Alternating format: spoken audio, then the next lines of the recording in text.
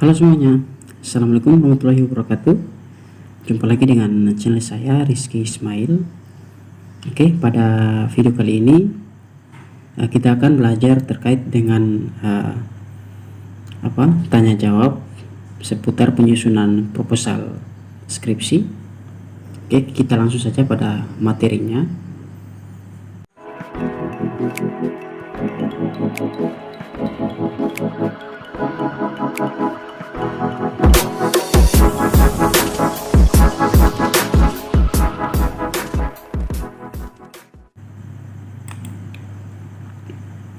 Oke, kita perbesar. Materi kita pada kesempatan kali ini yaitu tanya jawab seputar penyusunan proposal skripsi. Bagian 1, pendahuluan. Dan materi kita pada kesempatan kali ini diupload atau dirilis oleh Azwar Zuliandi dari Universitas Muhammadiyah Sumatera Utara.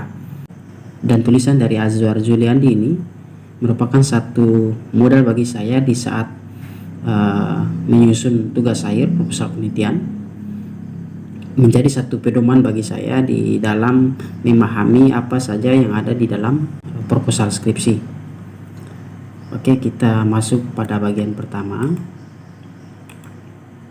mengenai latar belakang masalah.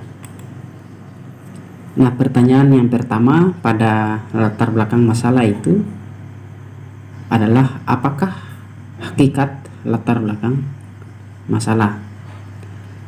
Nah, perlu digarisbawahi bahwa di dalam latar belakang masalah itu merupakan bagian yang mengemukakan alasan-alasan penting mengapa suatu topik yang dipilih itu sebagai bahan kajian penelitian, sehingga dari alasan-alasan tersebut dapat dirujuk dari referensi ilmiah yang perlu dikuatkan dengan masalah empiris atau fakta di lapangan. Nah, itu hakikat daripada latar belakang masalah. Nah, pertanyaan yang berikutnya, hal-hal apakah yang dapat dikemukakan di latar belakang masalah? Nah, di dalam latar belakang masalah itu dapat dikemukakan beberapa hal yang perlu diperhatikan. Di sini ada 3 ya teman-teman, hal-hal yang perlu diperhatikan. Yang pertama yaitu mengemukakan gambaran umum kondisi lokasi penelitian.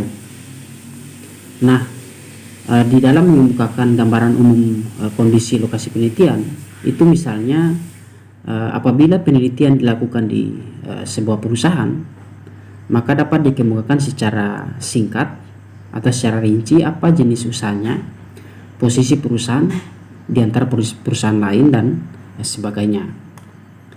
Nah, yang berikut mengemukakan alasan penting atau peranan-peranan penting dari setiap variabel yang diteliti. Itu maksudnya apabila peranan tersebut diabaikan, maka akan menimbulkan masalah bagi organisasi yang diteliti. Selain itu, alasan penting tersebut sebaiknya dikemukakan dengan merujuk pada sumber referensi ilmiah, misalnya buku, jurnal, yang selanjutnya diperkaya dengan argumentasi pemikiran si peneliti.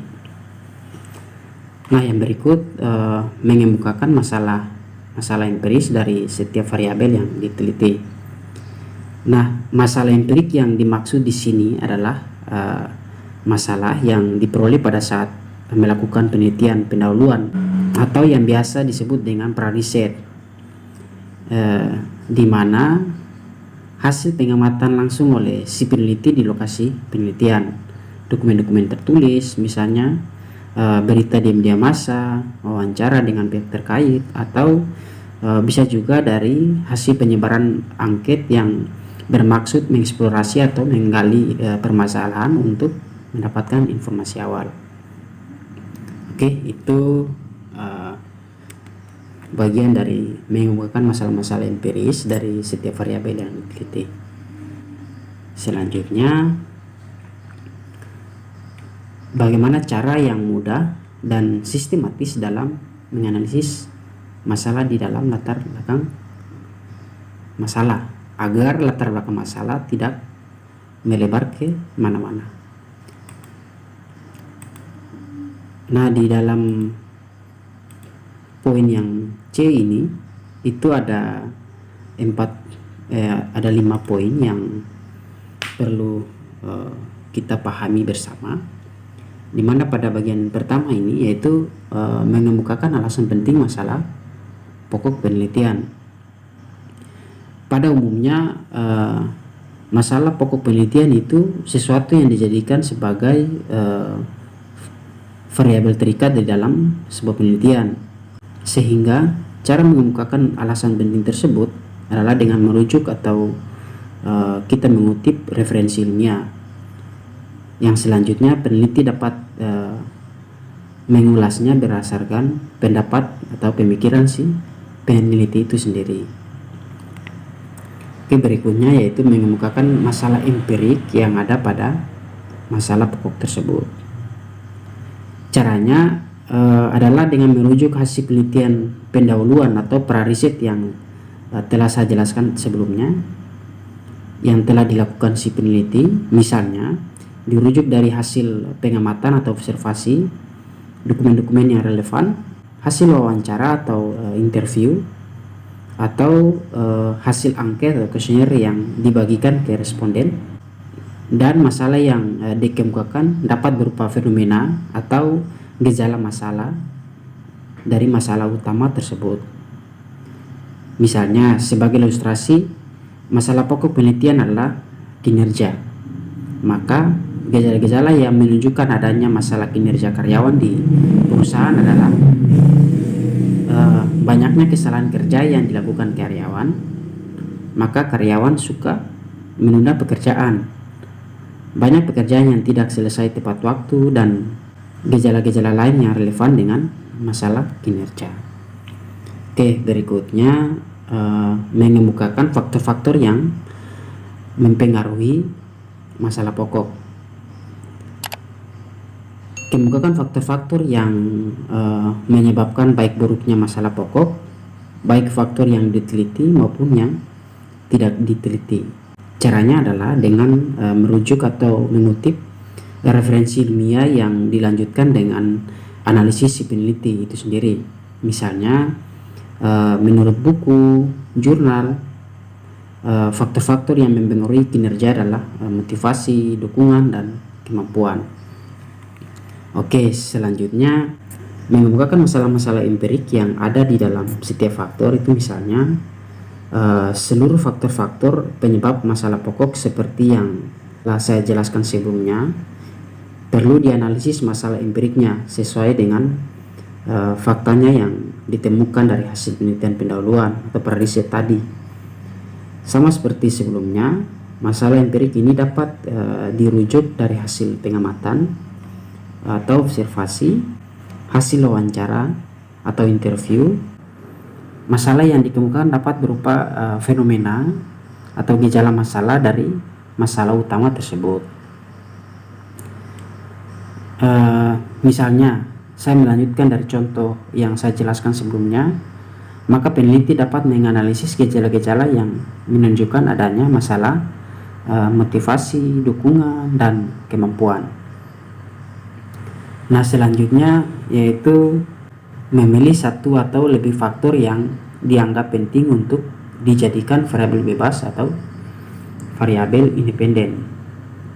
Nah, jika kita bicara soal memilih satu atau lebih faktor, itu perlu kita ketahui bersama bahwa batasi satu atau beberapa faktor yang ingin kita kaji. Lalu kemukakan pula alasan mengapa memilih faktor tersebut. Alasan ini itu dapat merujuk kepada referensi ilmiah, misalnya pernyataan di buku, hasil penelitian orang lain yang relevan, atau lokasi penelitian. Faktor yang telah dijelaskan sebelumnya tadi itu diasumsikan sebagai faktor yang paling penting di antara faktor lain. Jadi faktor yang dipilih tersebut ditetapkan karena peneliti telah mengkajinya pada saat penelitian pendahuluan. Nah, selanjutnya pertanyaan yang selalu diajukan di saat melakukan penelitian yaitu selalu ditemui di dalam sebuah proposal atau skripsi bahwa di latar belakang masalah peneliti mengutip definisi dari variabel yang diteliti. Apakah hal tersebut perlu dilakukan? Nah, perlu teman-teman ketahui bahwa pada latar belakang masalah, hal-hal yang perlu dikemukakan adalah arti penting atau peranan penting, bukan definisi yang dikutip dari referensi. Sehingga peneliti dapat menempatkan kutipan definisi variabel pada bagian lain di proposal atau laporan penelitian, misalnya pada bagian kajian teori. Nah, mungkin itu saja penjelasan singkat saya terkait dengan materi pertanyaan seputar penyusunan proposal skripsi pada bagian 1 seputar latar belakang masalah, dan akan kita lanjutkan pada video kita berikutnya yaitu mengenai identifikasi masalah di dalam pendahuluan. Oke, mungkin itu saja penjelasan singkat dari saya pada kesempatan kali ini. Bantu channel ini dengan cara subscribe, like, dan share. Semoga video ini bermanfaat bagi teman-teman yang lain. Dan jangan lupa aktifkan lonceng notifikasinya agar teman-teman tidak ketinggalan informasi berikutnya dari saya. Oke, mungkin itu saja. Wassalamualaikum warahmatullahi wabarakatuh.